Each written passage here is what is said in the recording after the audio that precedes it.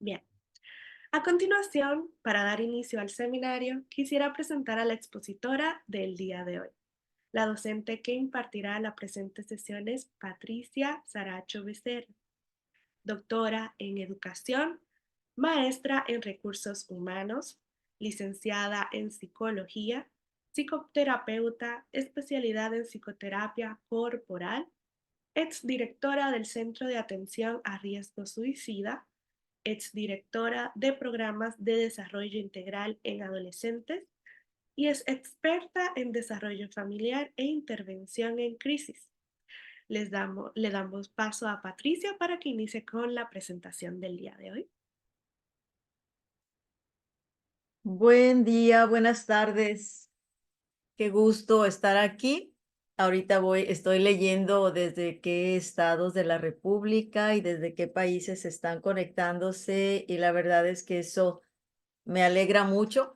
Estar un grupo de colegas, 134 en este momento, de colegas del área de la salud, del área de tanto la salud médica como la salud psicológica, de diferentes estados de nuestra república. Yo me encuentro en el estado de Baja California, en México, en la ciudad de Mexicali, a sus órdenes. Y bueno, es un gusto también.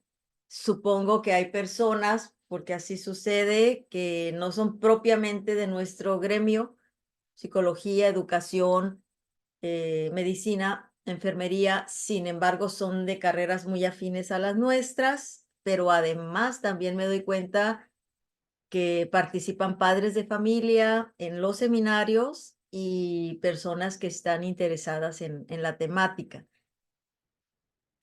Lamentablemente, también supongo que habrá personas que están aquí por el interés de conocer a más profundidad qué sucede con este impacto del maltrato infantil, por así haberlo vivido, por estarlo experimentando en este momento, haberlo vivido como víctimas de un maltrato o por ser en este momento un victimario que no ha logrado detenerse. Entonces, para todos ustedes les doy una enorme bienvenida, saludo y tenemos abogados en materia de familiar, excelente, educación. Bueno, es un grupo muy, muy rico y, y vamos a entrar en materia. Es un tema que, nada más déjame hacer una pregunta técnica, perdón. Carla, nuestra asistente, el, ¿Sí? el logo um, ¿Mm? el logo ese se retira en algún momento o hasta que previo o hasta que yo subo la Ah, presentación. no, Ajá, no hay problema. Se quita luego de que sube la presentación. ya. Entonces, miren, vamos a entrar en materia con mucha expectativa junto con ustedes de poder sumar a la reflexión, sumar a la revisión, sumar a las propuestas de intervención y poder aportar ante este terrible flagelo que nos tiene pues tan ocupados, ¿verdad? A los que estamos en estos campos.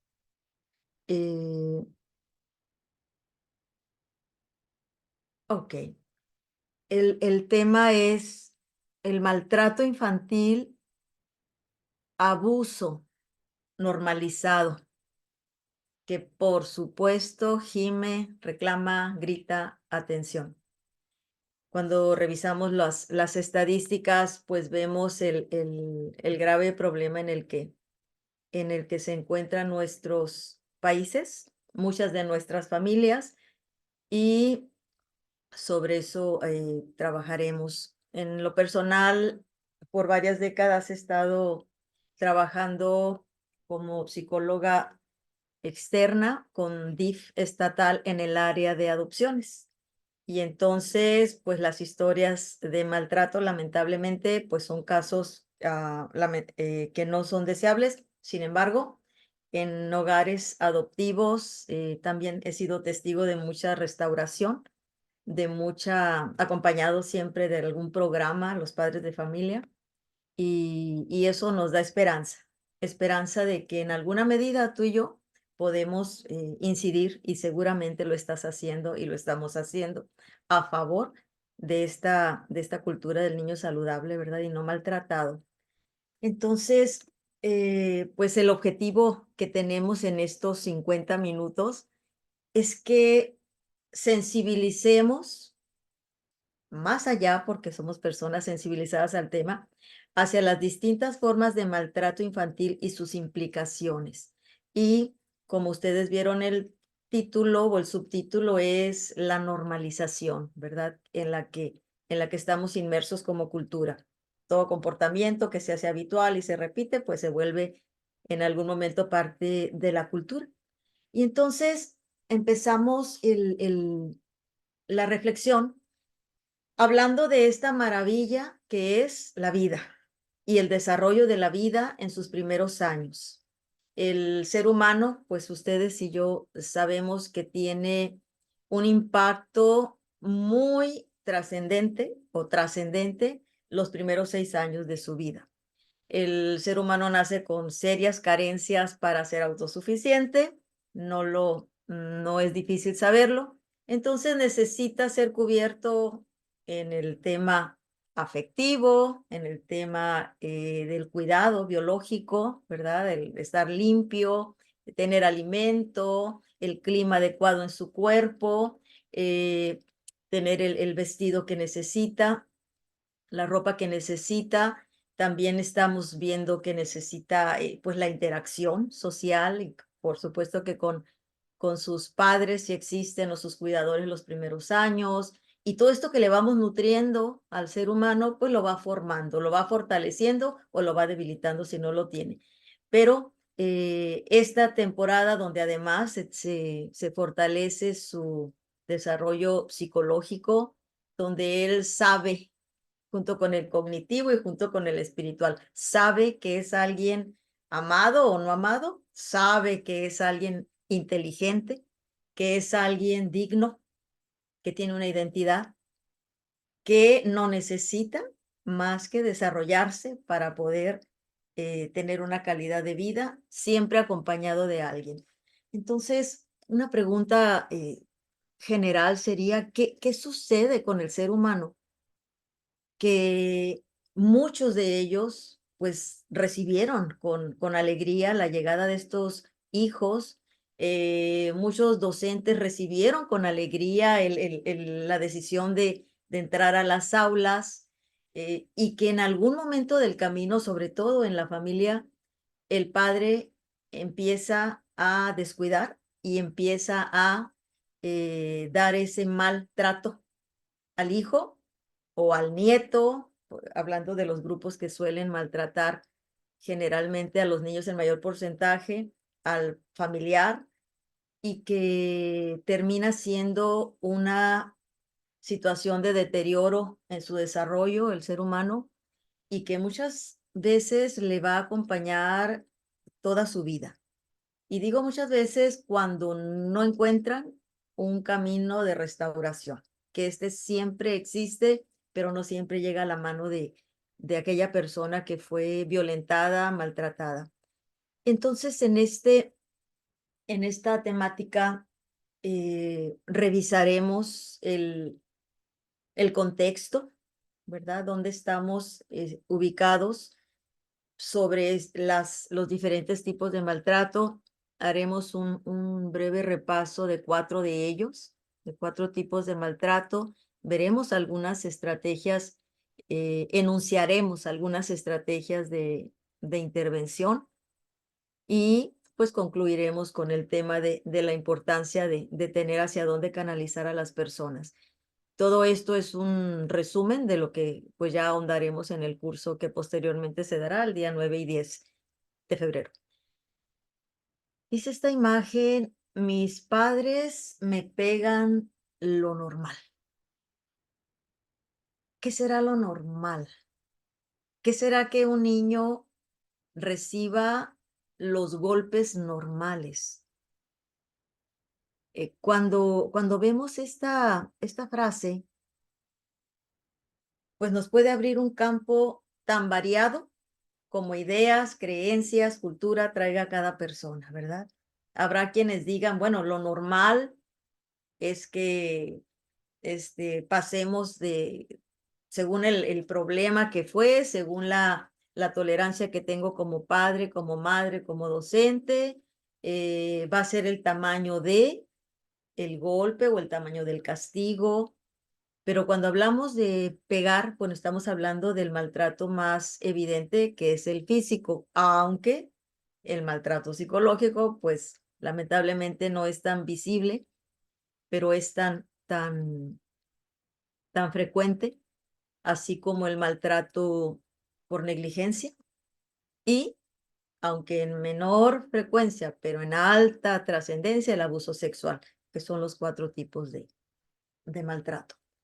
¿Qué será pegar lo normal? Vivimos en una sociedad que ha normalizado el abuso, la agresión, la violencia, y que nosotros como personas que trabajamos en estos campos, tenemos la oportunidad y el compromiso, por supuesto, de ayudar a clarificar. Y espero que esta presentación nos fortalezca. ¿Qué entendemos por maltrato infantil? No podemos interactuar en este momento, pero si pudieras poner algunos de ustedes sus respuestas para socializar un poco lo que está en tu idea, conocimiento, experiencia sobre lo que es el maltrato infantil. Y aquí leeremos algunos de ellos.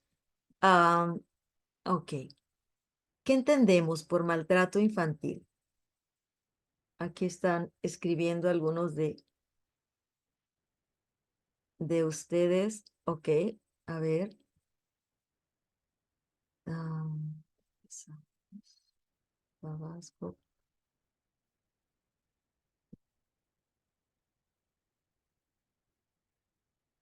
Mm. No hay justificación racional o lógica de normalizar cualquier tipo de maltrato. Para mí no creo que ningún golpe es normal. Se dan cuenta, ahorita empezamos y empezaremos a ver diferencias de criterios. Gracias, importantísimo lo que dices, Ana.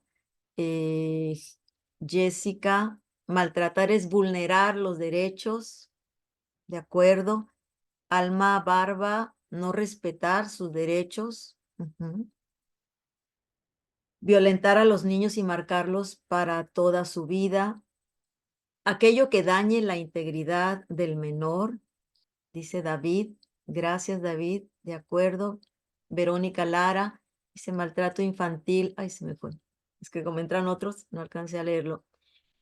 Lice del maltrato infantil, golpes físicos o palabras que lastiman psicológicamente a los niños y niñas. Jacobo, violar sus derechos. Maltrato, como dice la palabra, dice Diego. Maltrato físico o psicológico que atenta contra la integridad de un niño. Dice Erika, de acuerdo, decir groserías a los hijos, pegarles, no hablarles, imponerles castigo. Excelente, son formas en que lesionamos a los niños. Es cualquier tipo de violencia física, mental y emocional. Cieli. Yesenia, daños físicos y psicológicos hacia su educación y sentir del niño por toda una vida. El impacto que tiene, como bien dice Yesenia, puede durar toda una vida y puede perpetuar generaciones. Y que es ahí donde deseamos incidir para que esa perpetuación se detenga. Gabriel Serrano nos dice, es toda acción u omisión que atente contra sus derechos. Alguien dice, en ningún momento la violencia y maltrato es normal. Así es. Gracias. Toda forma de abuso, violencia verbal y física y psicológica. Excelente. Muchas gracias. Muchas gracias. Todo esto, pues, forma parte de lo que es este fenómeno social al que podemos estar normalizados estadísticamente porque pues mucha gente lo hace y mucha gente lo ve como algo común, pero jamás será saludable. Entonces, normal como sinónimo de salud, definitivamente no lo es. No lo ha sido y vulnerar sus derechos y vulnerar las áreas de su desarrollo psicológicas, emocional, física, no será jamás, jamás será un tema aceptable dentro del campo de la salud, salud mental. Y entonces veremos aquí eh, una de las formas que integran lo que ustedes más o menos dijeron.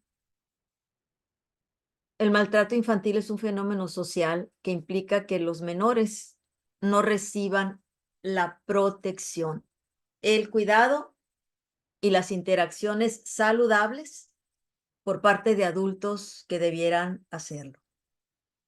Y por supuesto que un niño que vive violentado es propenso, en cualquiera de las formas, es propenso a manifestar problemas de conducta, emocionales, neurológicos, sociales. Cada casa hogar que puedes visitar y podemos visitar nos lo grita esto, ¿no? Los problemas de conducta emocionales, neurológicos y sociales. ¿Qué vive un niño? ¿Qué piensa un niño? ¿Qué siente un niño? Como el que tenemos aquí, este es un caso pues, de denuncia en el estado de Veracruz, un niño de 4 años cuyos padres lo quieren corregir de algunos comportamientos que debe haber tenido, amarrándolo, atándolo de manos y pies a la reja de su casa. Este es un caso que se denuncia y es un caso que pues se atiende. Afortunadamente se denunció. Pero ¿qué vive un ser humano que su tarea debiera ser jugar, debiera ser saberse amado, eh, manejar algunos comportamientos que sus padres o cuidadores le van dirigiendo, desarrollar hábitos? ¿Qué vive, qué siente, qué piensa el niño que está siendo tratado de esta manera? ¿Qué pensará de sí mismo un niño de 4 años? O sea, ¿qué hice como para que me tengan amarrado tanto rato y que sea un tema frecuente? Esto va a traer una afectación. ¿Qué imaginas tú que piensa, que siente? Si tienes algunas respuestas, te agradecemos y leemos unas 4 o 5. ¿Qué piensa, qué siente un menor, un niño que está viviendo en un ambiente donde el grito, donde la palabra, donde el volumen, donde el tono es agresivo, es insultativo, es denigrante de su persona, es descalificador, hablando de esta otra rama de la violencia, que es la psicológica?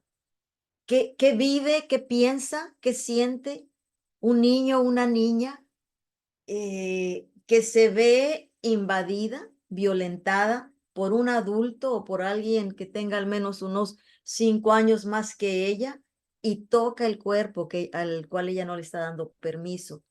Y no nada más lo toca, sino además pues hace todo lo que tuviera que ver con comportamientos sexuales que, que rayan en lo que es el abuso sexual. ¿Qué piensa? ¿Qué siente?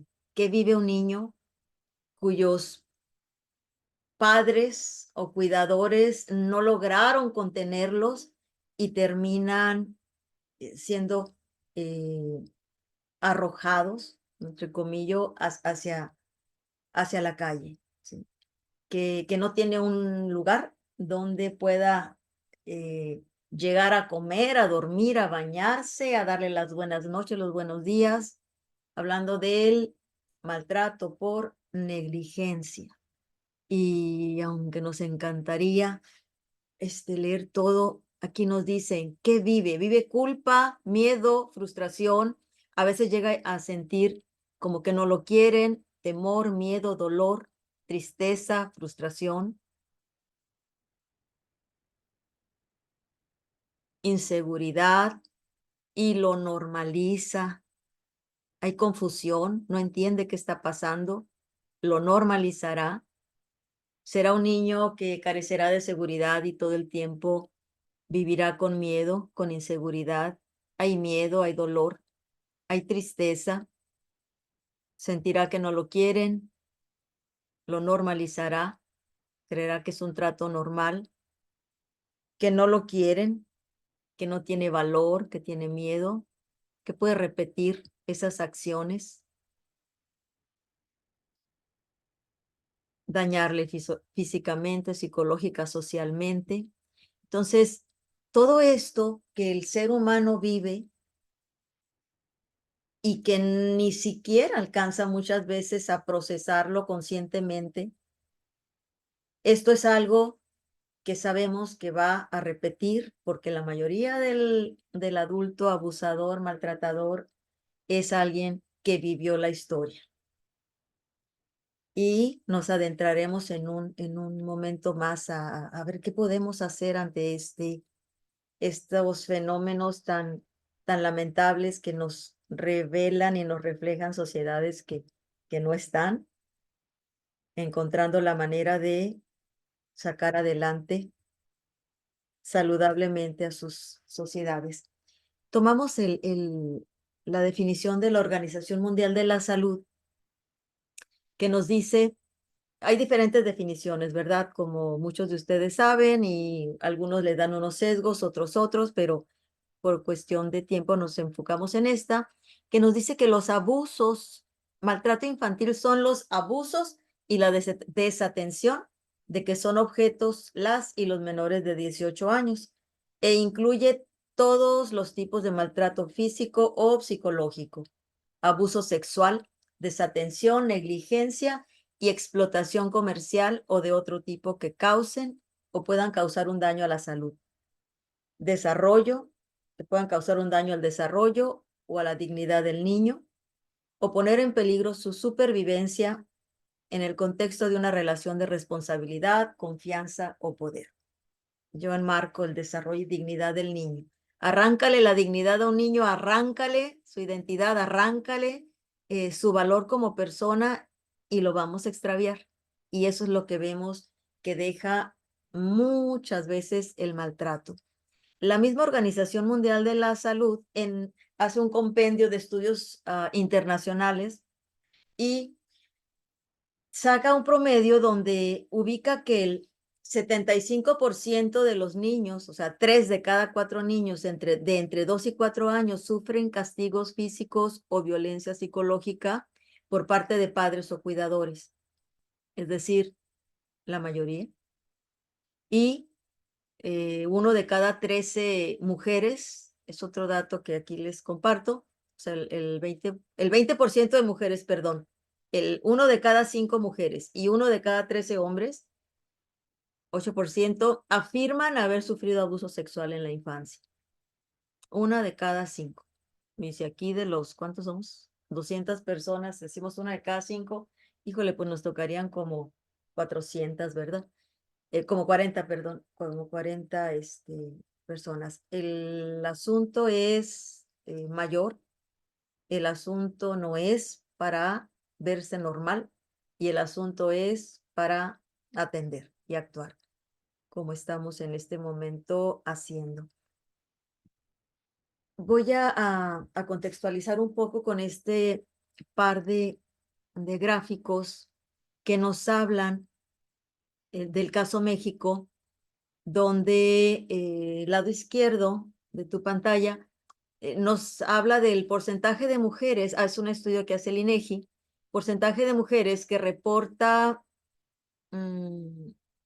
haber pegado ella o su pareja a sus hijas o hijos cuando se enoja o desespera. Aquí vemos un aspecto, ¿verdad? Que no hay lugar a dudas de que eso no va a ser un buen trato.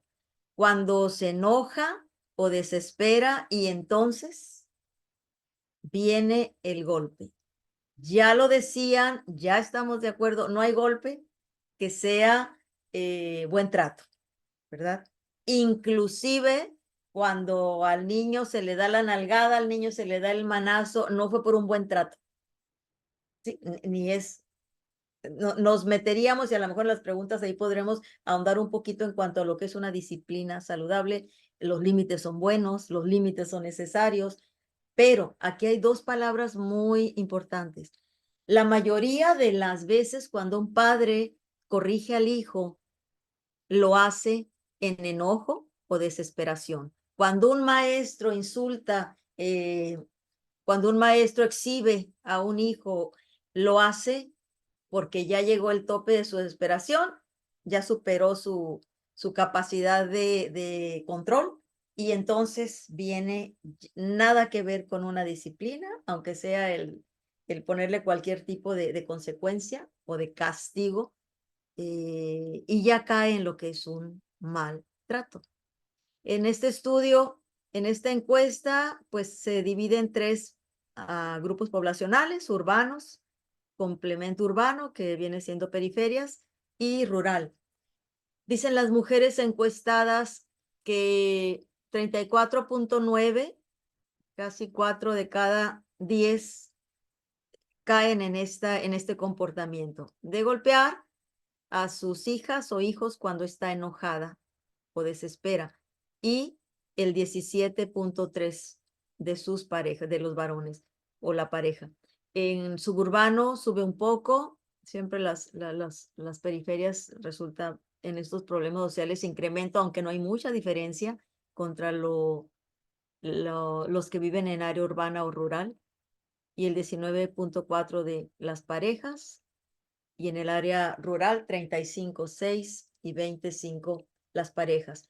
¿Qué nos dice esto? Que al menos casi 4, 5, 6 de cada niño en este momento de la encuesta recibían ese tipo de intentos correctivos, fallidos, ¿verdad?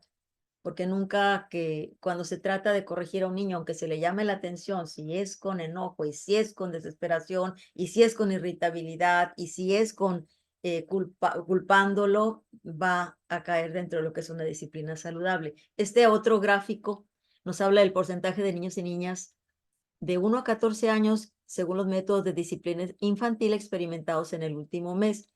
Se asignan 4 categorías y observemos lo lamentable de esto.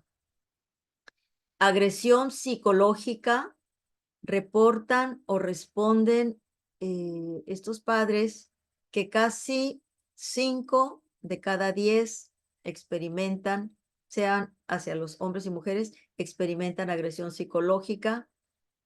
4.5 de cada 10, no hay diferencia casi entre niños y niñas.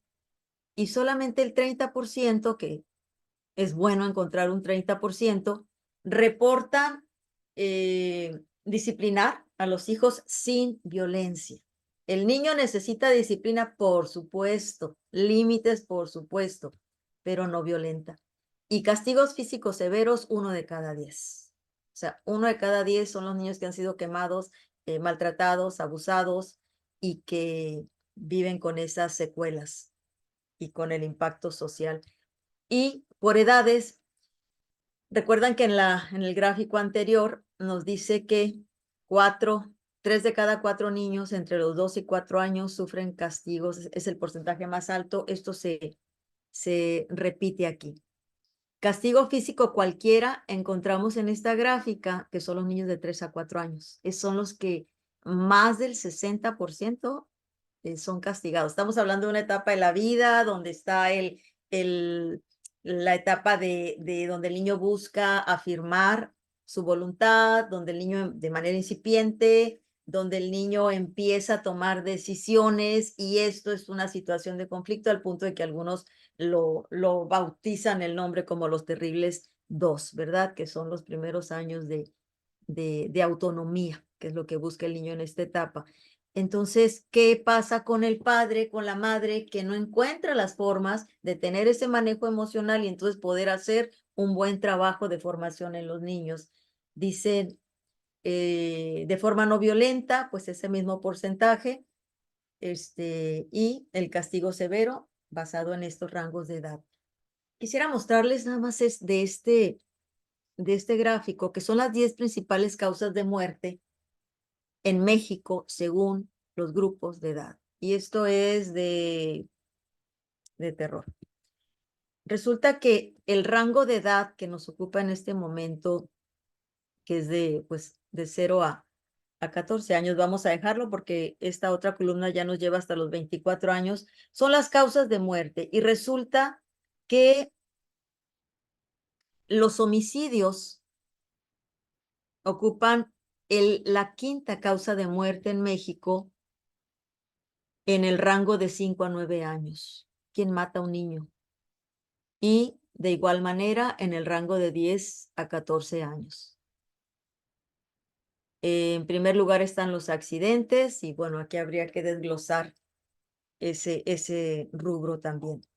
Pero el que en un país los niños mueran por homicidio, por encima de una serie de enfermedades y de situaciones de salud donde no va una agresión de por medio, es un asunto de gravedad y es un asunto que no podemos dejar pasar. Es un asunto de salud pública y hasta ahí lo dejo. Quiero comentar que el maltrato infantil principalmente se va a dar en el campo físico, como ustedes ya lo comentaron, en el campo psicológico, sexual y por negligencia. Y los estilos de vida actuales pues hacen que este campo se sume, pero por mucho a pues los otros tres que tienen mayor incidencia: físico, psicológico y negligencia. El 63%, reporta la UNICEF en el 2020, dice que reciben crianza con violencia física y psicológica en México. Más de 6 de cada 10 niños.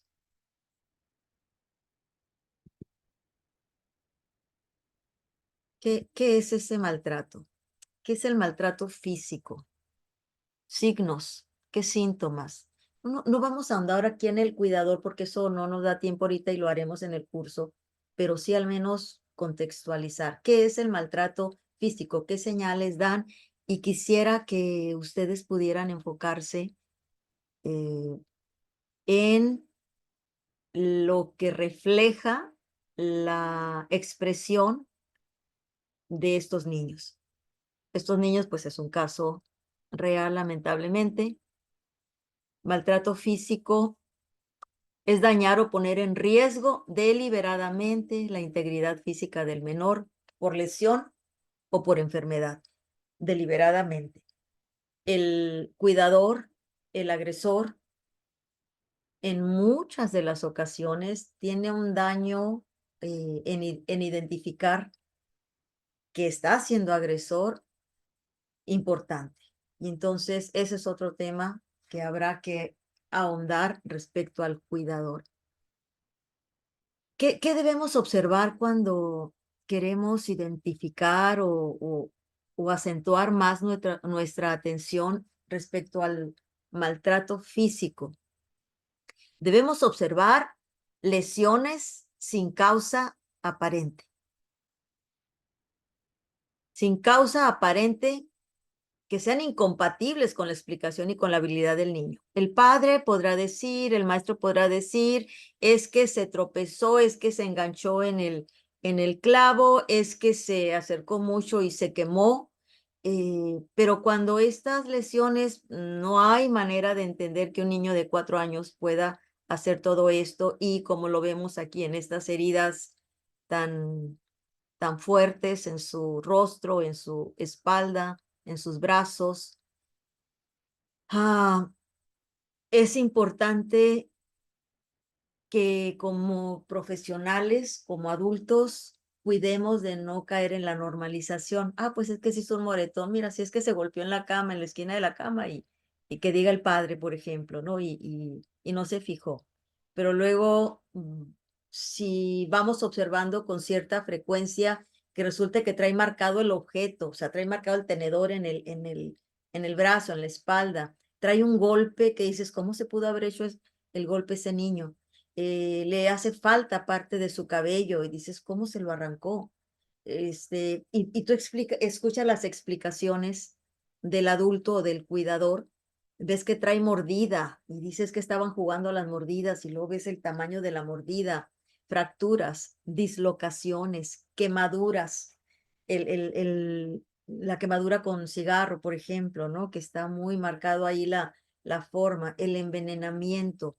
Todo esto, colegas, padres de familia, es algo que se ha normalizado el diagnóstico o el informe que da el cuidador al punto de que en muchas ocasiones no se cuestiona más allá. El padre de familia hoy en día que tiene tanta ocupación fuera de casa, porque pues trabajan y a veces dobles turnos, es un campo donde el niño tiene que ser vigilado ante los ojos del cuidador, porque son muchos los cuidadores que rayan en dañar físicamente a los niños intentando corregir, con sacudidas, con golpes, con empujones, con pellizcos, con patadas, con las jaladas de pelo, de oreja, jalar el brazo, sujetarlos, ahorcarlos, atarlos, encerrarlos, drogarlos. E incluso hay algunas técnicas, pues, de corrección que existen en el mercado, ¿no? De la, de la educación y la psicología que rayan en esto.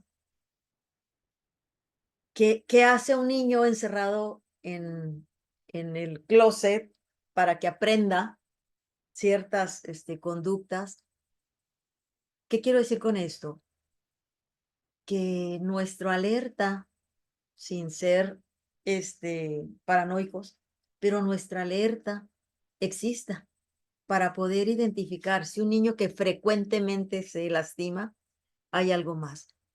Pregunto, ¿qué si esa mirada de estos dos pequeños que fueron violentados en el tiempo hablara, qué estarían diciendo? ¿Qué estarían diciendo pensando que tuvieran allá un adulto? ¿De qué es esta expresión? ¿De qué son las expresiones? Su mirada. ¿Qué te dicen?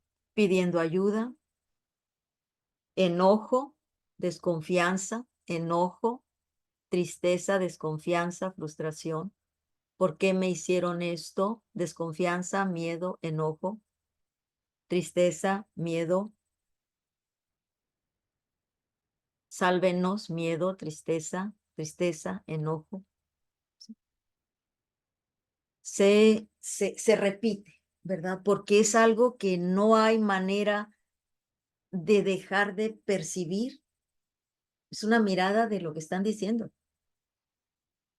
El daño físico, el maltrato físico va a estar conectado a lo largo de los años con un tema de dolor, de tristeza y de enojo. Las miradas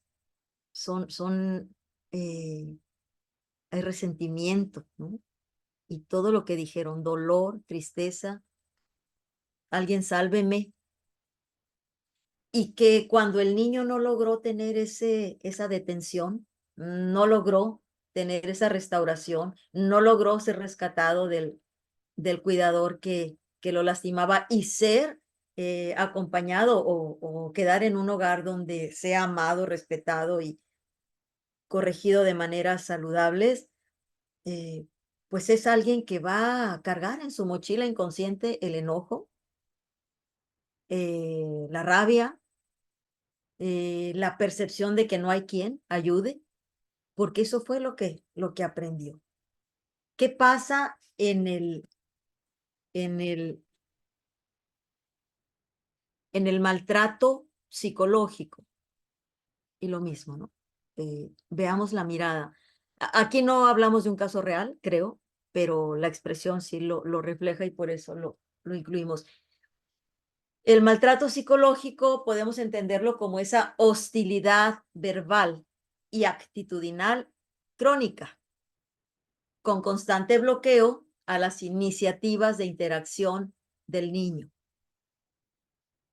¿Qué observamos? ¿Qué debemos observar cuando intuimos que hay un maltrato psicológico?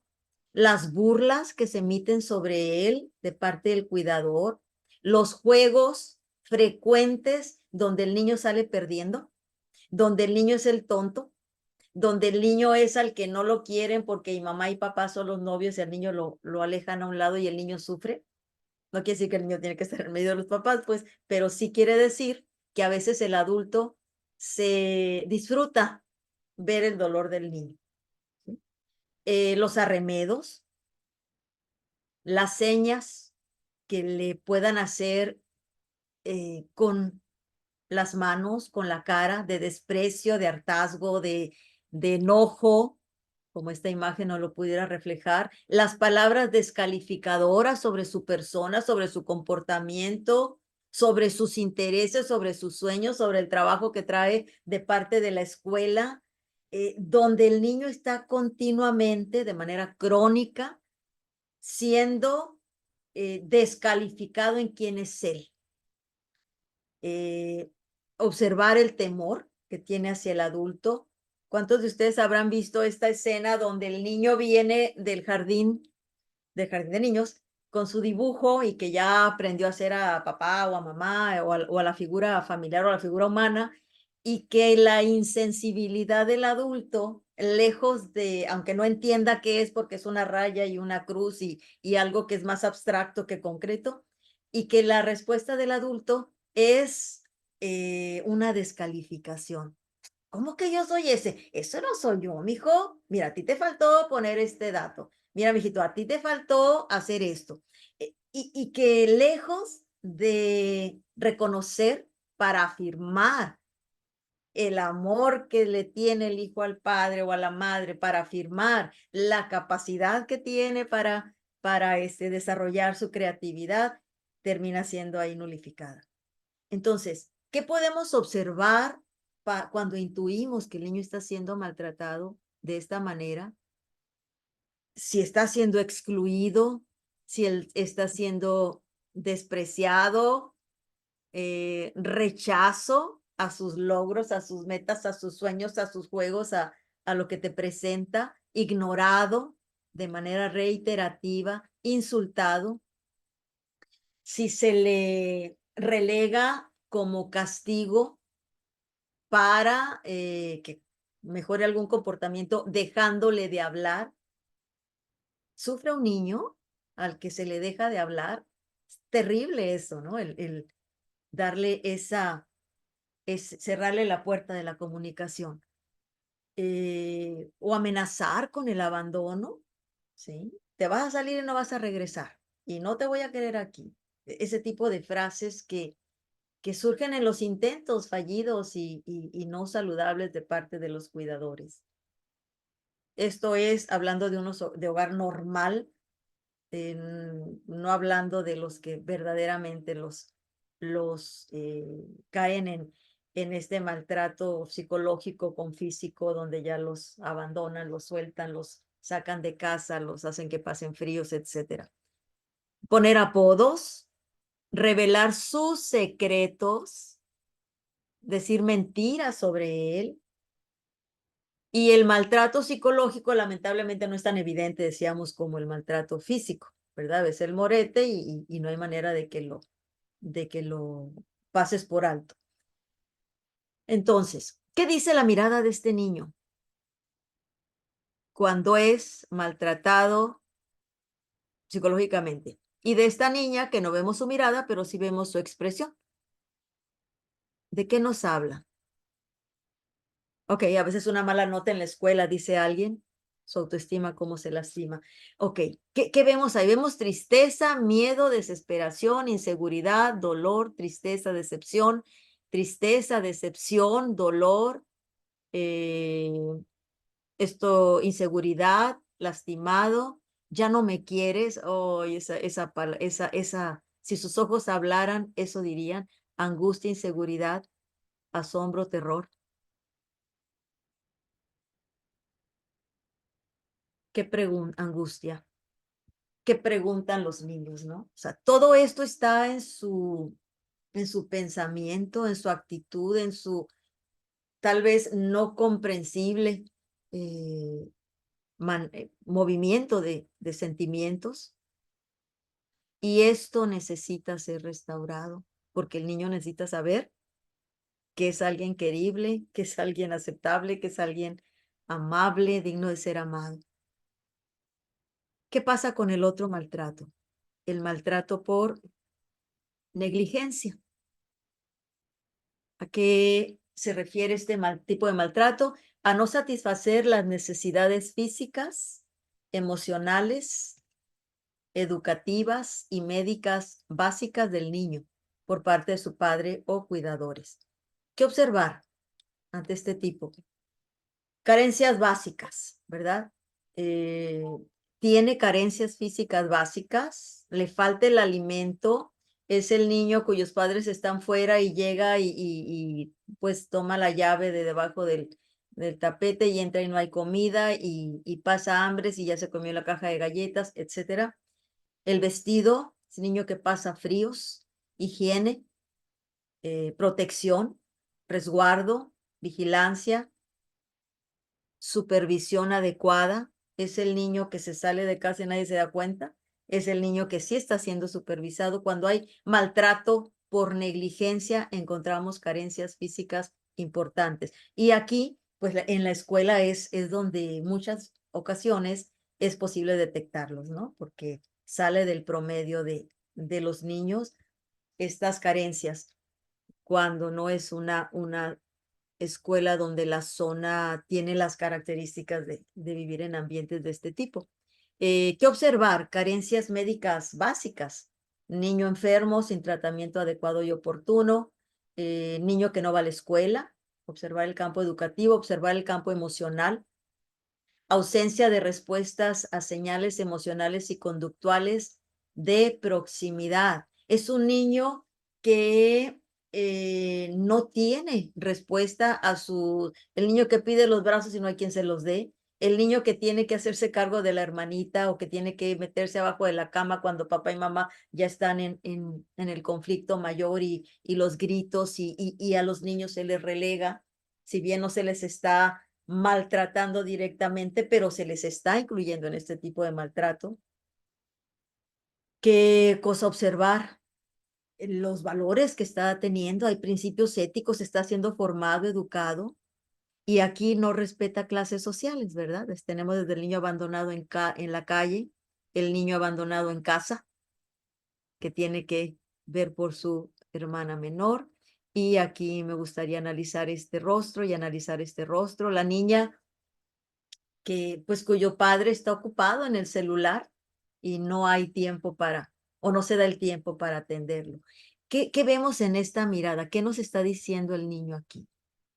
Si nos hiciera una pregunta, ¿qué preguntaría de sí mismo? Cualquiera de ellos. ¿Qué nos contestan? Colegas expertos. Se siente abandonado, no querido. Para mí no hay esperanza. Demián, ese es el tipo te agradezco esa respuesta para que nos sigan escribiendo. ¿Qué diría el niño? Para mí no hay esperanza, no les importo a mis padres. ¿Qué hice mal? Ya nada importa. ¿Qué hago mal? ¿Qué hice? Me siento solo. No soy importante, soy invisible. ¿Por qué a mí? ¿Por qué mi familia no me quiere? ¿Por qué no soy importante? ¿Por qué no soy especial? No debí haber nacido. ¿No merezco su amor? ¿Soy invisible? No debí nacer. ¿Por qué no me aman? Y esto que ustedes tan acertadamente, soy malo, están expresando, lamentablemente es lo que está en el corazón del niño, en sus pensamientos, en su conducta, en sus actitudes, en su sentir, sus sentimientos. Y entonces el niño violentado por negligencia es un niño que va a dudar de que él tenga una función en la vida, de que él tenga un valor, de que sea digno de ser amado. No se diga a los niños, pues, que viven en la calle o niños llamados de la calle. Y el otro cuarto y grave tipo de maltrato, hablamos del abuso sexual, esa interacción sexual entre un adulto o alguien que tiene 5 años más que el niño y un menor, utilizando su posición de autoridad para su propia estimulación sexual. ¿Qué observamos? ¿Qué hay que observar?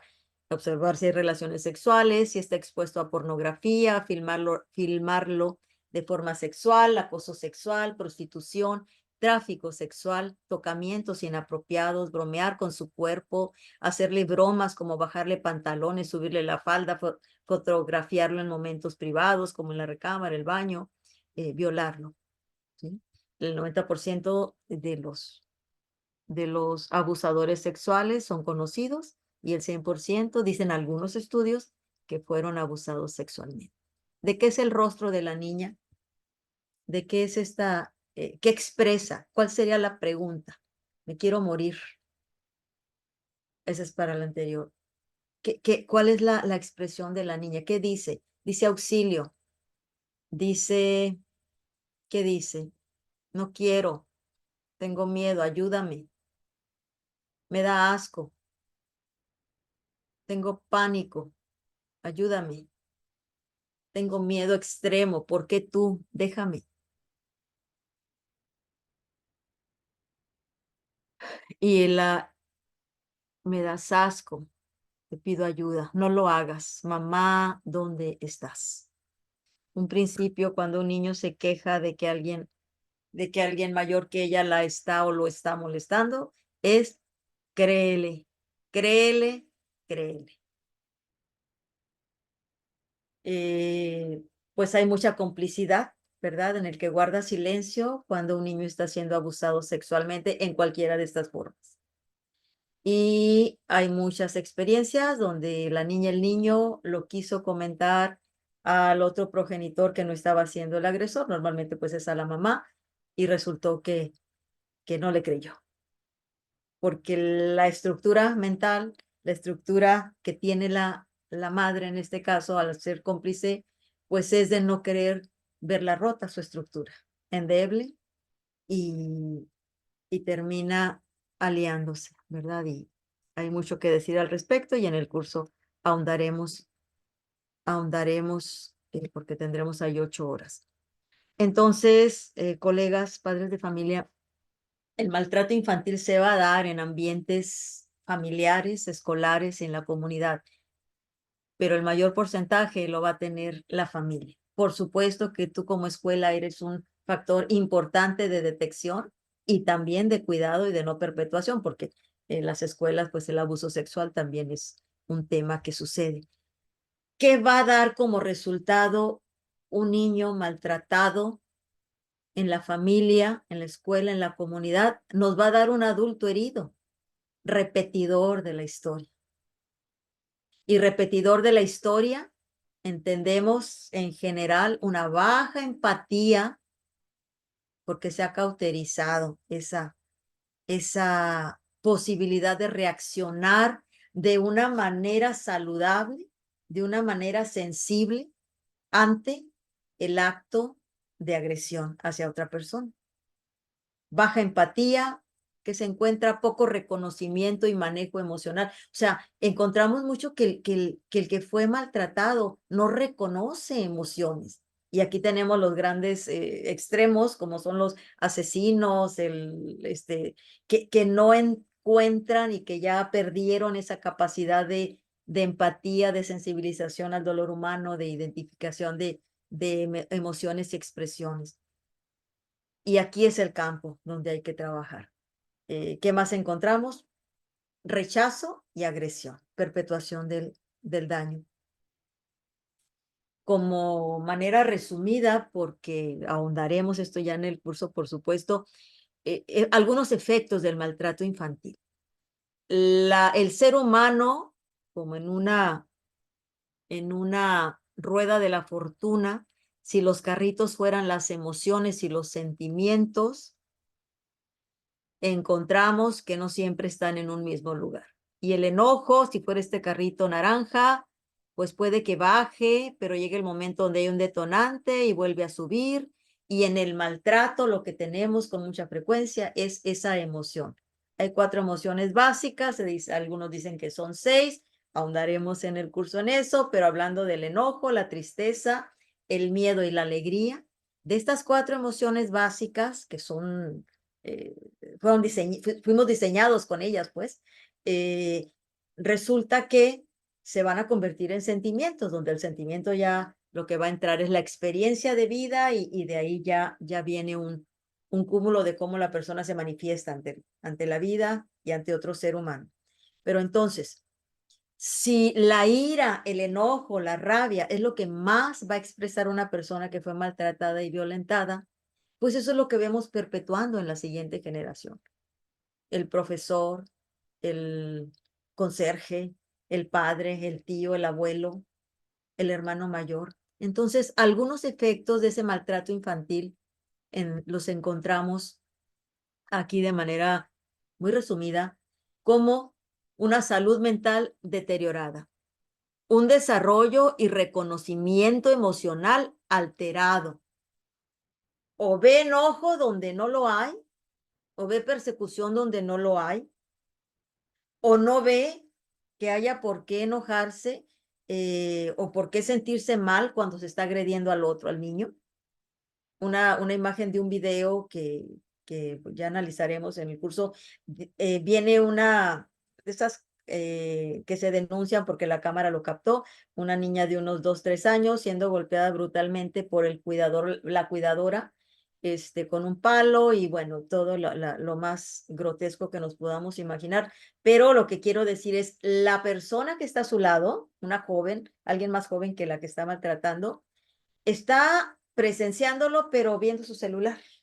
O sea, ese desarrollo emocional, ese reconocimiento emocional alterado, porque tú y yo que tenemos esa sensibilidad, difícilmente imposible que nos podamos quedar sin reaccionar cuando estamos viendo que se está atacando brutalmente a un menor. Entonces, esto es parte del efecto del maltrato infantil. La alteración neurológica, ¿verdad? No hay manera de que el cortisol no esté secretándose a cantidades terribles y que no haya marcas. Hay marcas, pues, ya físicas en el cerebro del niño, lo comentaremos más adelante en el curso.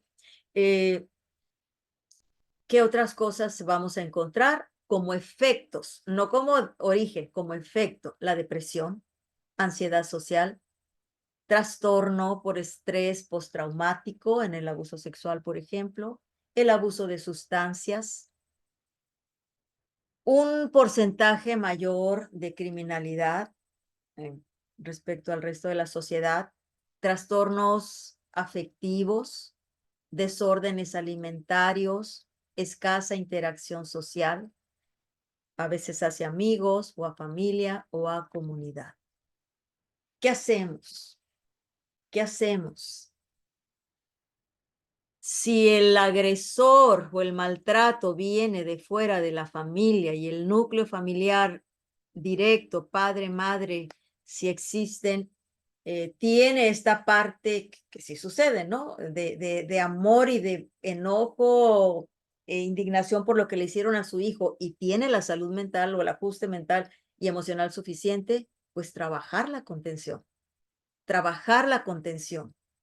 para poder ser quien ayude a esa restauración. Y si no es la familia, se requiere alguien que contenga a este menor. Buscar en estas redes de apoyo social que tenemos que hacer cuando hay un caso de este tipo. Desarrollo emocional. El niño que fue maltratado pierde decíamos ahorita, ¿no? La claridad de lo que es identificar, limitar emociones. Psicoterapia, psicoeducación sobre desarrollo infantil, proceso de desarrollo infantil, estrategias de crianza a los niños, resolución de problemas sociales, métodos para enfrentar la ira y el estrés. El ser humano, en su mayoría, puede ser restaurado si, si encuentra las redes de apoyo social. Casi para terminar, decirles que necesitamos formar parte de ese equipo que identifique el maltrato infantil y deje de tenerlo en la canasta de lo normal, que comunique lo que está sucediendo, que denuncie, y en cada estado de nuestros países tenemos algo similar a una subprocuraduría. En México es la Subprocuraduría para la Defensa de los Menores y la Familia, que deriva del DIF, Programa de Gobierno, que es a donde tendríamos que denunciar. En México tenemos pues las leyes y en otros países igual. Como ejemplo, nada más señalo la de Baja California, que es la Ley para la Protección y Defensa de los Derechos de Niñas, Niños y Adolescentes del Estado de Baja California, en los artículos 31, 33 y 41, por ejemplo. Y nuestra labor pues va por esa línea. En resumen, el maltrato a los niños y adolescentes no es normal. Lo normal es crecer en ambientes sanos. El maltrato a los niños y adolescentes es un problema mundial. Deja graves secuelas mentales, emocionales, morales y o físicas que pueden ser restauradas.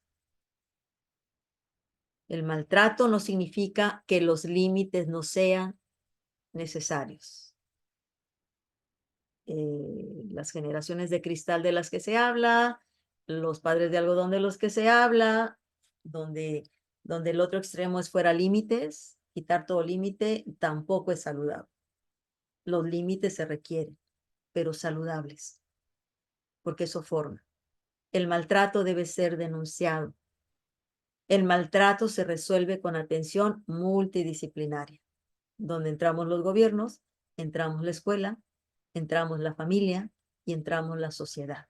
Pero quien tiene que abrazar como eje, porque es lo natural, porque es el diseño divino que el niño salga de un padre y de una madre, o de una madre al menos, es que debiera ser el eje, ¿no? Cuando no lo hay, pues entran los albergues temporales, entran otro tipo de cuidadores.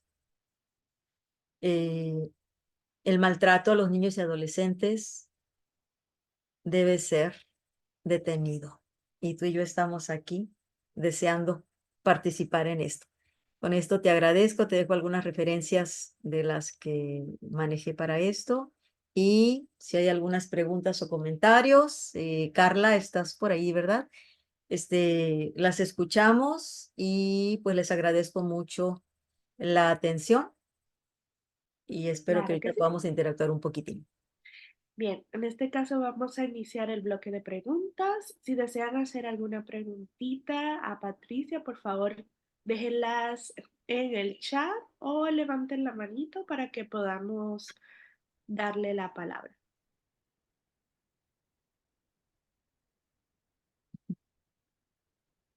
Sí, terrible los albergues.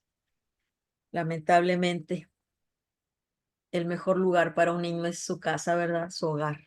Un albergue, pues no deja de ser Bien, un albergue. tenemos la primera persona, sería Jacob Luna. Sí, Sí, buenas tardes. Mi nombre es Jacob Luna, soy docente de una escuela primaria.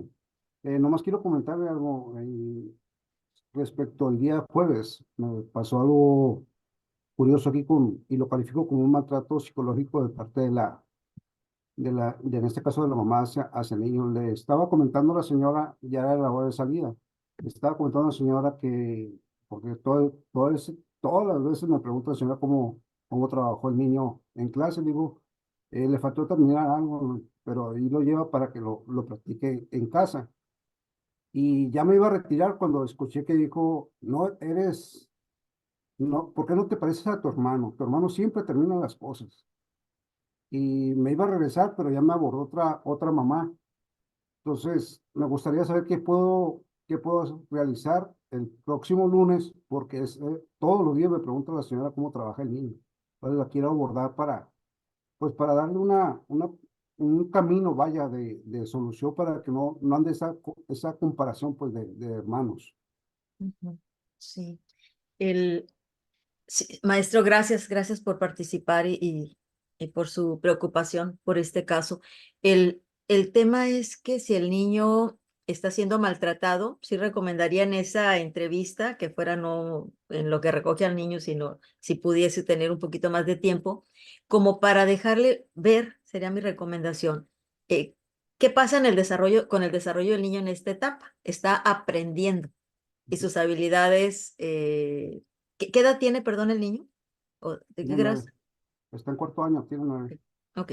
Sus habilidades laboriosas están en proceso. O sea, de acuerdo a lo que es el desarrollo normal del niño. Si tiene esta información, ubique al niño en esa edad, tanto en el desarrollo psicológico, social, cognitivo, y si no lo tiene, con que google ahí va a encontrar para que tome las características de su niño, de este alumno.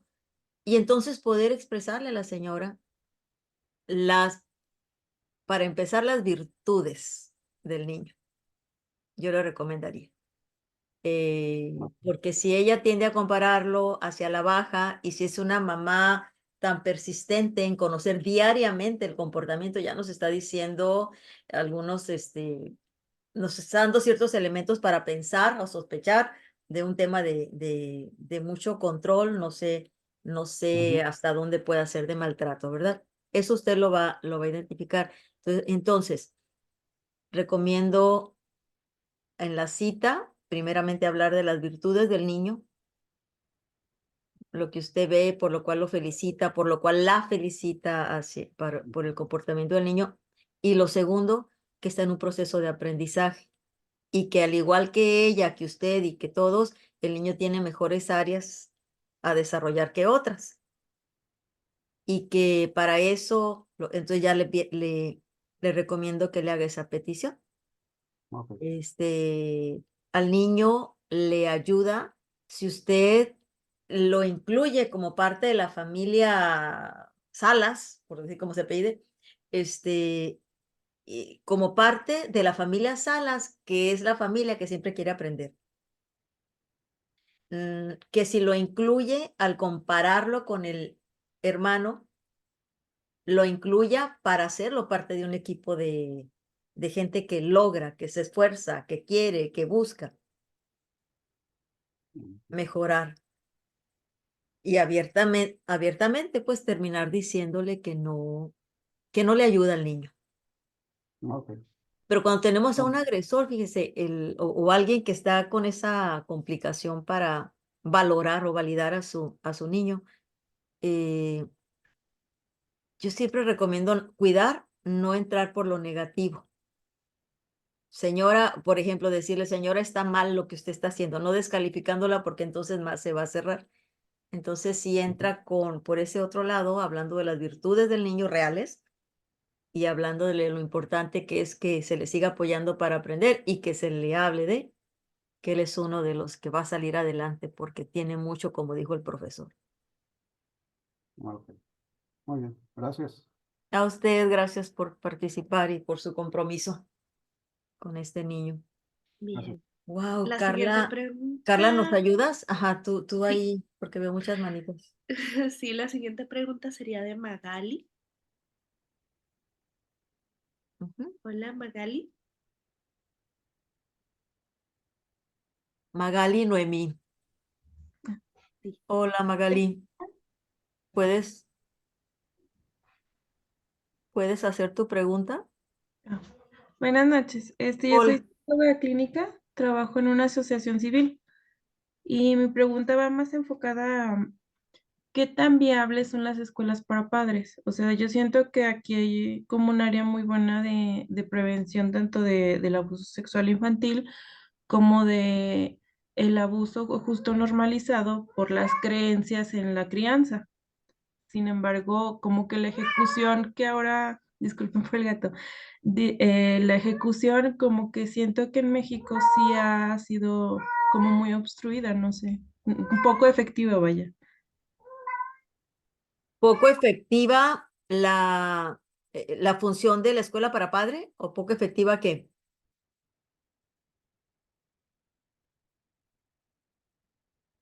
Magali. Es que me habían bloqueado el sonido. Ah, Como que la ejecución en las escuelas, al menos en el estado de Zacatecas, sí ha sido poco efectiva en sentido de no ha sido constante y los temas no han sido concretos. Entonces, sí, mi pregunta va enfocada a cómo hacer efectiva esta herramienta de escuela para padres y que se interesen a participar, que no sea como una obligación, vaya. ujú. La, la, la estrategia para atraer al público, pues es eso que tú comentas, es un tema común en muchos estados, estoy segura, en muchos lugares, es que el padre vea un sentido al estar ahí, ¿no? Que el padre vea que su presencia no es, como dicen los papás, ni para pedirme dinero ni para regañarme, sino que si el padre logra ver un sentido práctico, porque eso es lo que el padre necesita. Imaginamos a los papás que llegan a las juntas y más a las juntas de escuelas para padres, que en su minoría hay gente muy interesada y en su mayoría no es la prioridad. eh, Papás desinteresados o desmotivados a ir a la escuela, la manera como yo veo que se nos enganchan, que se atraen, es cuando encuentran una respuesta a lo que están buscando. Yo creo, en mi opinión, que las escuelas para padres debiéramos hacer diagnóstico para el grupo en particular. ¿Qué necesitas? ¿Qué quieres? ¿Qué te falta? ¿En qué áreas no estás logrando o quieres mejorar la crianza de tus hijos? Porque como bien dices, a veces son temas generales que no están en el interés del cliente, y al cliente pues hay que hacerle un diagnóstico, ¿no? Lo que hacemos en clínica cuando damos consulta, pues hacemos un diagnóstico a ver qué necesita y hacemos un plan de intervención a tantas sesiones y luego evaluamos y luego vemos si continuamos. No hay pues muchas otras formas. La otra sería pues en la que no participa el sistema educativo, es en hacerlas obligatorias, ¿verdad? Porque tendría que ser desde la cabeza. Y en ese sentido, pues en lo personal te comento, en una ocasión, en un programa que desarrollábamos en Baja California sobre escuela para la vida, educación para la vida, perdón. Entonces, lo que hicimos fue una escuela en particular se comprometió el director y dijo: "Yo quiero que aquí todos los papás tomen eso", porque, pues, primero dábamos las temáticas a los directores, maestros, asesores, asistentes educativos y demás. Y en ese caso en particular, el director dijo: "Todos los papás que quieran que su hijo entre al día siguiente a clases", era secundaria, necesitan estar en la junta. La junta era una escuela para padres, para tomar darles un taller, una serie de talleres basados en necesidades que la escuela había identificado, un diagnóstico previo. Y claro, pues en un compromiso así, pues sí, tuvimos un porcentaje altísimo de casi todos los padres, ¿no? Pero cuando no hay esa red completa de la cabeza al que va a prestar ese servicio, y no hay un diagnóstico, pues sí se complica más. Y nos quedamos, pues, trabajando con los poquitos papás que están interesados y que bien valen la pena, pero yo sí recomendaría diagnóstico, compromiso de la cabeza y alguna estrategia para que no fueran temas más que aquellos prácticos, estrategias de intervención en algunas temáticas que ven, observan que necesitan. Que ellos, pues, es como el cliente, pues, si yo no siento que necesito algo, pues no voy a ir a comprarlo, pero si me urge, pues voy y me acerco al lugar. Eso es lo que te pudiera decir, Magali. Bien, seguimos con la siguiente pregunta, que sería de Abigail. Hola, buenas noches. Hola, Abigail. Abigail. Yo soy maestra, doy clases ya a nivel universitario, pero también pertenezco a una sociedad civil, ¿no? Soy de la parte de Oaxaca y en mi organización pues damos este acompañamiento psicológico y también legal a niños que han llegado al centro por casos de abuso sexual infantil, ¿no? Algo que sí, más bien como pregunta, eh, se los comento, porque creo que aquí, bueno, a la participación de hace un momento de un compañero, pues era hombre y me decía que era maestro, ¿no? Entonces, también esta parte de mi participación es de que hace ya 3 meses nos llegó un caso al centro por un abuso sexual de una menor de 11 años. eh, y desgraciadamente decimos que el lugar donde nuestros hijos deben de estar seguros, perdón, es dentro del hogar, de la casa, pero es donde más abusos sexuales o maltratos infantil sucede, ¿no? El mayor porcentaje. Y esos abusos, pues muchas veces son cometidos por personas muy cercanas a los niños, ¿no? A los infantes. Y este caso, pues no era la excepción. Su padre abusaba sexualmente de esta niña y el maestro, al darse cuenta, pues tomó la valentía, tomó el papel que corresponde como docente, se armó de todos los valores y principalmente cuando hablamos de ser empáticos, ¿no? Y de la vocación que a veces debemos de tener como maestros, y procedió legalmente. A veces como docentes, ¿por qué digo esto? Porque somos personas que también hacemos intervenciones en escuelas y hay muy poca participación, como hace un momento lo decía, de los papás, ¿no?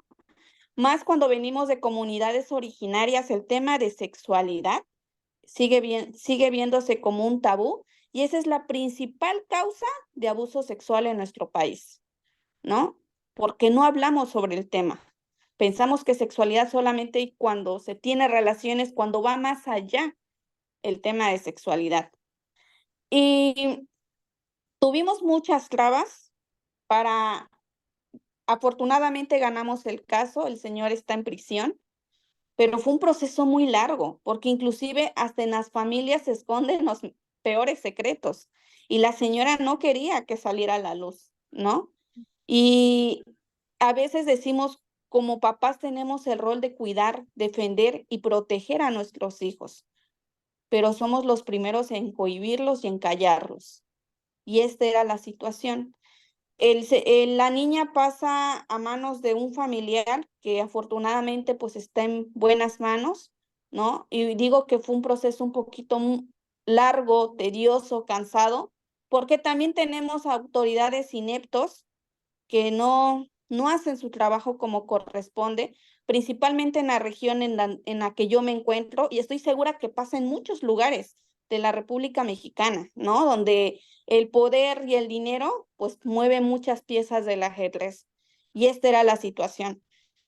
Tuvimos que hacer movimientos con otras colectivas, alzar la voz para que se hiciera justicia por esta niña, porque el señor pues estaba aliado a un partido político, tenía mucho acobijamiento, pero pues al final ganamos, ¿no? Y como personas pues nos quedamos con esa satisfacción.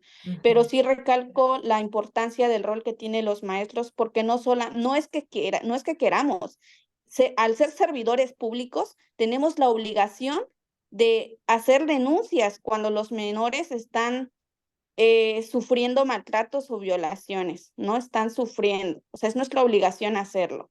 Que a veces Claro, el quedarnos callados también nos vuelve cómplices. Es claro, tener muy en claro. Somos cómplices cuando nos quedamos callados, claro. ¿no? Y esta parte cuando se hablaba de las reacciones que tienen después de un caso de abuso sexual, la verdad, desgraciadamente sí hay. No todos se vuelven a agresivos, no todos ocupan el rol que en un momento fueron de ser violadores, ¿no? Claro. Sino que también entra la parte afectiva, la inestabilidad afectiva, el humor histórico, entre muchos factores, ¿no? Y esa es la Sí. importancia también del llevar una terapia. Y a veces, tan solo en mi centro, por ejemplo, llegan las mamás que a veces saben que su hija sufrió un abuso sexual o su hijo sufrió un abuso sexual y ellos se van más con la reparación de daños. Ujú. Ni siquiera se ponen a pensar qué es lo que están sintiendo los niños y justamente viene a mi cabeza la imagen que proyectó ese rato, ¿no? De que no importa lo que el hijo está sintiendo, lo único que buscan es una compensación económica.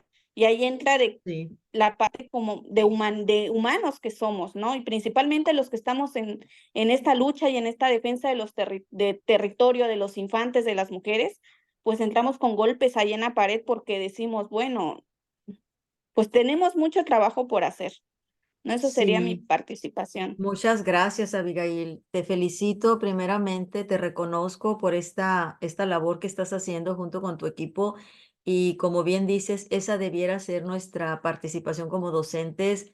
Eso es legalmente lo que nos compete, ¿verdad? Igual como el compañero maestro que ahorita hablaba. Cuando hablamos de que el 100 no es que el 100%, el dato la cifra que yo daba, nada más quisiera aclararla, no es que el 100% de los que fueron abusados van a ser abusadores, no. El 100%, dicen unos estudios, de los abusadores tuvieron la experiencia previa, que es diferente, ¿no?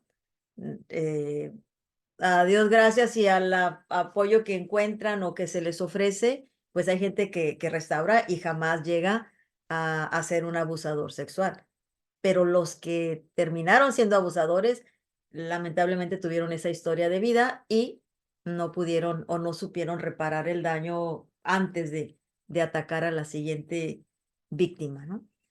Muchas gracias, Abigail. Te felicito y más como tú. Seamos en México. Y lo que describes, pues es propio en todos los sentidos, no voy a ahondar para darle oportunidad a Carla de que cierre, pero es lo que sucede en nuestro mundo. eh, no es tiempo de hablar ahorita de esta parte geopolítica y social, pero pues México tenemos ciertos apoyos que otros países no los tienen, y bueno, el continente, ¿no? Vi gente aquí de Colombia, de Chile. El caso es que si hacemos nuestra parte con los recursos que nos provee, aunque sea campo de batalla, como tú lo mencionas, y es un frente común, no son unos, son muchos, entonces las cosas tienen mejor fin, y excelente que esta niña haya sido rescatada. Gracias. Bien, Carla. en este caso Sí. vamos a responder la última preguntita que sería de Galilea, ya que tiene un ratito largo con la manita levantada. Y ya esa sería la última pregunta por el día de hoy por cuestiones de tiempo. Muy bien. Galilea, ¿puedes escucharnos?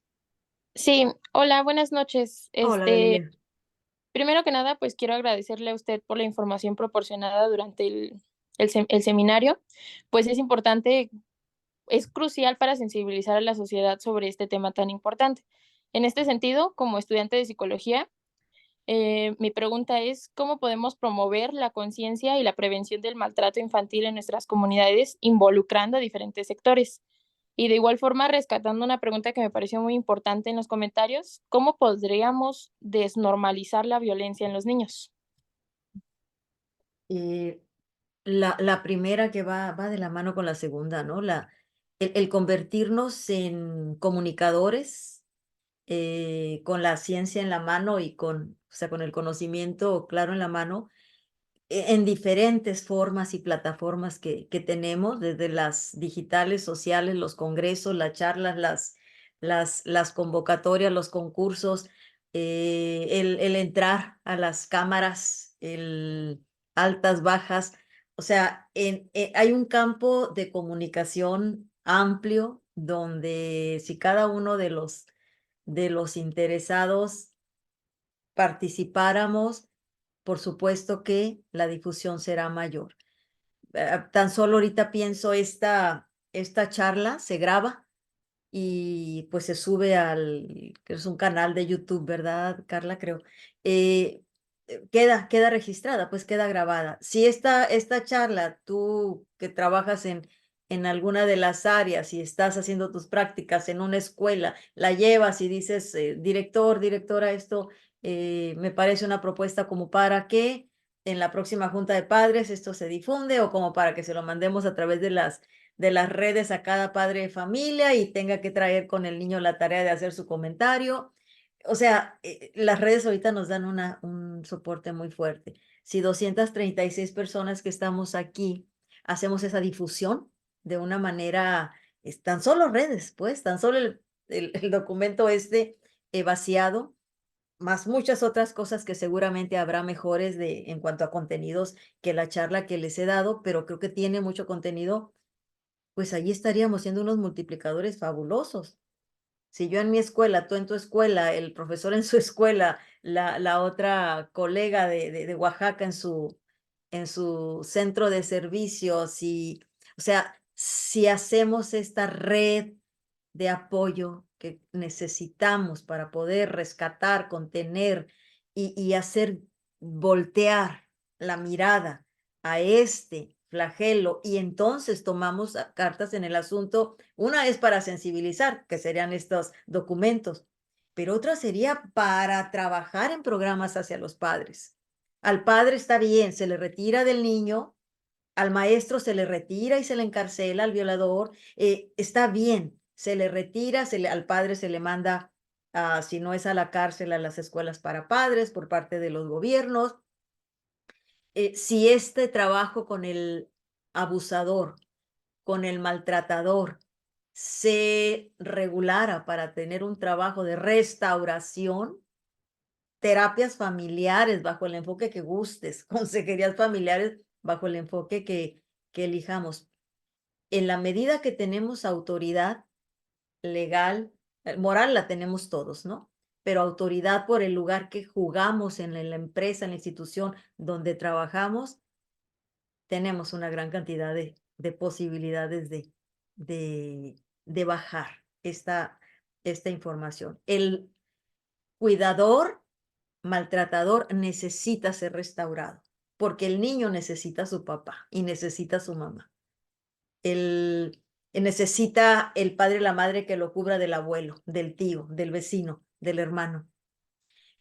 Entonces, hay todo un campo que desde nuestras áreas de autoridad funcionales, les digo, los roles que jugamos en los lugares donde trabajamos, desde ahí podemos hacer la parte que nos corresponde para restaurar o para invitar, ¿verdad? No podemos restaurar si la gente no quiere, para invitar al trabajo de restauración al agresor. No se diga al menor. En Baja California, bueno, yo veo que eso sucede en nuestra estructura del sistema DIF, donde al padre que se le quita a su niño y se le manda a un albergue, lamentabilísimo que se le mande a un albergue, pero es mejor ahí a quedar muerto en su casa.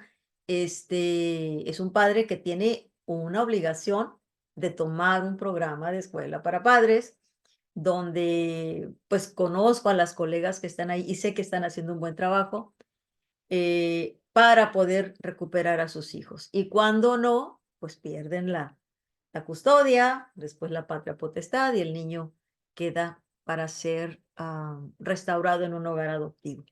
Entonces, canales de ese tipo en la escuela, en la empresa, en la asociación civil, ahí tenemos la posibilidad de levantar la voz y hacer estas estructuras. Y espero en Dios que eso estemos haciendo. Y si no, pues que demos marcha adelante, ¿no? Felicidades al maestro que ahorita habló, porque él no se quedó nada más con lo que vio. Esto requiere más análisis, sí, y quizá de ahí pueda desprenderse un programa. Una vez que el maestro detecte con estos indicadores, y maestro, si usted puede entrar al curso y gusta, está más que invitado, para tener más estrategias y entonces poder plantear programas en la escuela, ¿no? donde se abra el tema, porque el niño está siendo lastimado, flagelado, agredido adentro de la escuela, a veces adentro del aula, perdón, en el hogar, a veces dentro del aula. Y como bien dijo la compañera la colega de Oaxaca, nos volvemos cómplices, porque ya vimos el maltrato y por temor, por no ser confrontados, podemos guardar silencio.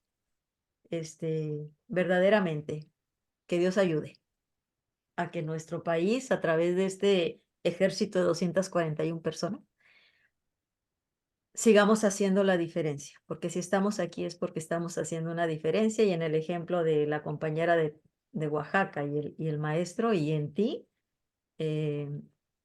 Galilea, pues lo estamos viendo y sabemos que es un reflejo de todos los demás. Les agradezco mucho su asistencia, participación. Quedo a sus órdenes. Patricia Saracho, me encuentran en redes sociales en Facebook como psicóloga Patricia Saracho, y ahí estoy a sus órdenes.